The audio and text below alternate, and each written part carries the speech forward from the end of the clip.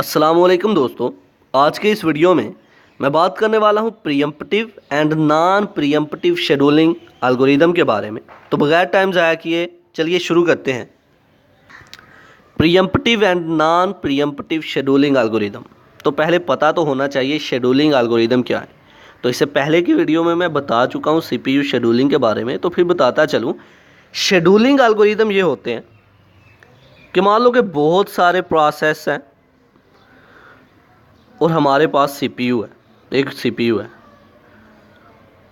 अब सीपीयू ने किस प्रोसेस को पहले टाइम देना है, किस प्रोसेस को बाद में टाइम देना है, किस प्रोसेस को कितना टाइम देना है, किसको कितना नहीं देना, ये जो एल्गोरिदम डिसाइड करता है।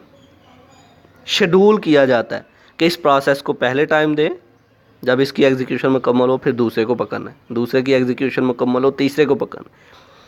इस वे को हमने नाम दिया शेड्यूलिंग एल्गोरिदम का, जो कि सीपीयू शेड्यूलिंग एल्गोरिदम सीपीयू को ये परमिशन देते हैं कि किस प्रोसेस को तुमने पहले एग्जीक्यूट करना है और किसको बाद में एग्जीक्यूट करना है। कि बहुत सारे प्रोसेस अगर मौजूद हों, उनमें से डिसाइड करना कि कौन सा प्रोसेस पहले एग्जीक्यूट होगा। ओके, अब बात करते हैं pre-emptive and non pre-emptive scheduling algorithm की। तो पहले बात कर लेते हैं प्रीएम्प्टिव शेड्यूलिंग की। क्या होता है कि जब हमारा प्रोसेस मेन मेमोरी में आ जाता है तो इसे हम बोलते हैं रेडी क्यू में। ये हमारा प्रोसेस जो है ये रेडी क्यू में है। जब हमारा प्रोसेस मेन मेमोरी से सीपीयू की तरफ चला जाता है तो हम बोलते हैं ये रनिंग स्टेट में, मतलब एग्जीक्यूशन हो रही है इसकी। ठीक है, तो प्रीएम्प्टिव शेड्यूलिंग का क्या कॉन्सेप्ट है, अब इसको समझते हैं। मान लो कि मेरे मेन मेमोरी के अंदर 5 प्रोसेस जो है वो आ गए, 5 प्रोसेस जो है वो रेडी क्यू में है। अब रेडी क्यू से प्रोसेस जब रनिंग स्टेट में, पहला प्रोसेस जब रनिंग स्टेट में गया, सीपीयू ने उस पर एग्जीक्यूशन शुरू कर दी। 3 सेकंड की उसने एग्जीक्यूशन की, वो वापस रनिंग स्टेट से रेडी क्यू में भेज दिया गया। सीपीयू ने उसे वापस रेडी क्यू में भेज दिया। क्यों भेज दिया? दूसरा प्रोसेस जो था वो हाई प्रायोरिटी का था।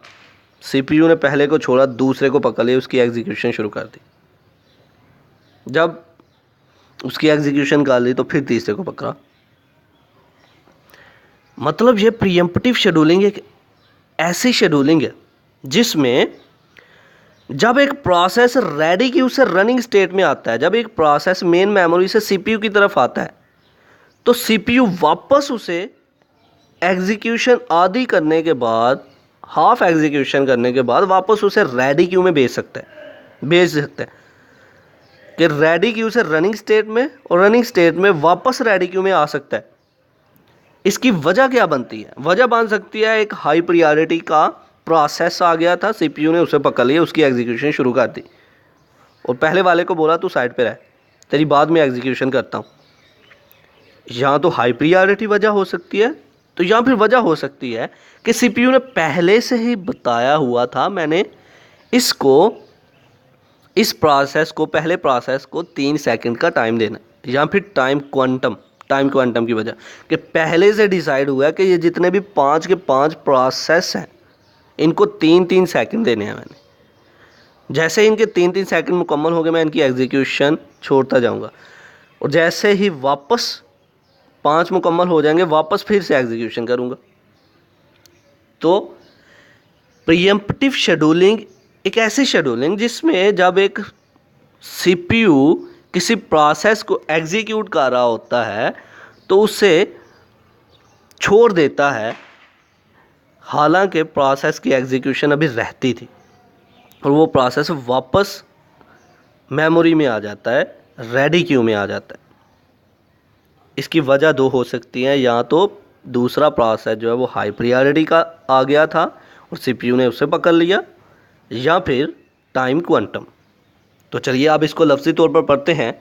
Point number 1, preemption means that a process may be forcibly removed from the CPU preemption इसे कहते हैं कि सीपीयू से एक प्रोसेस को फोर्स करके बाहर वापस ले आना, कि तू वापस आ इधर मेमोरी में, even if it does not want to release the CPU. हालांकि प्रोसेस नहीं चाहता था कि मैं इसे छोड़ूं, क्योंकि उसकी एग्जीक्यूशन ही अभी मुकम्मल नहीं हुई थी।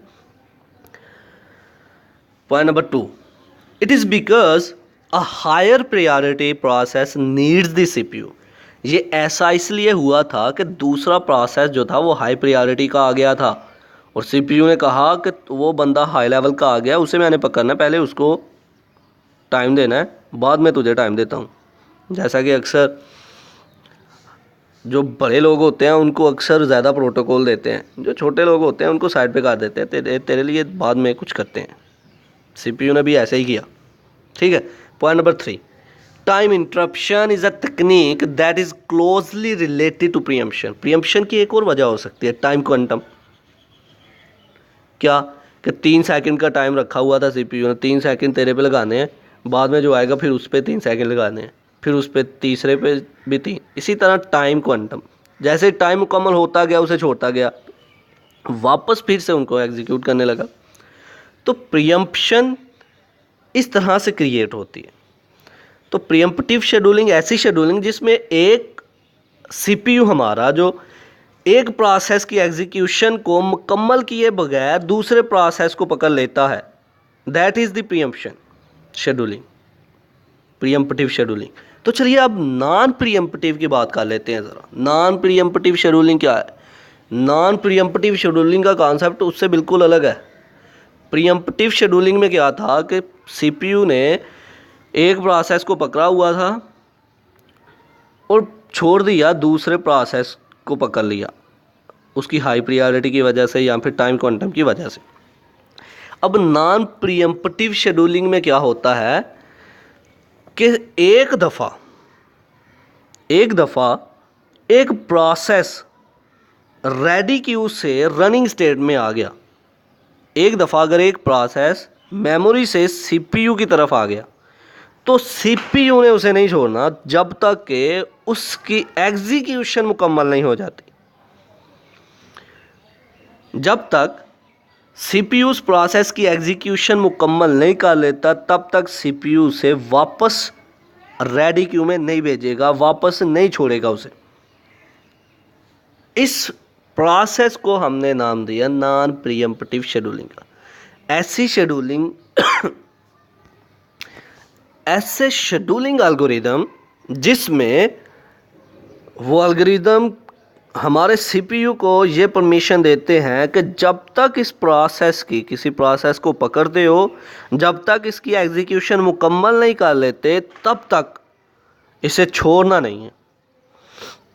यानी कि एक बंदा जो है आगे के टीचर से अपने बच्चे के बारे में कहता है जब तक इसके सारे के सारे सब्जेक्ट मुकम्मल नहीं ये पढ़ लेता तब तक इसे छोड़ना नहीं है, तो वो सारे पढ़ा के भेजता है उसे।